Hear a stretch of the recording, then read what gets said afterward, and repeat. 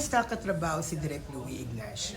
Actually, si Direk Louie, kasi naka-work ko na rin siya before sa VMX, sa Paupahan. So, working with Direk.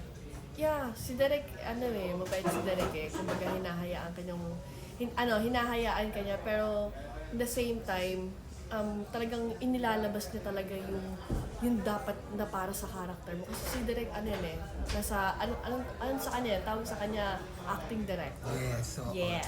may times ba na napagalitan kanya or Wala naman, nasabihan? kasi si Direk, sobrang chill niya lang mag-direct and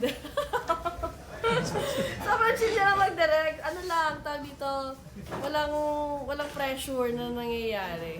Depende na siguro pag o-order si Direk sa akin. O-order ng ganito, halimbawa, katulad kahapon, o-order si Direk ng, kailangan may luha ka na parang yung tawag dito, yung sisigaw ka tapos may kasama ng luha, mga ganun. Yung mga order ni Direk.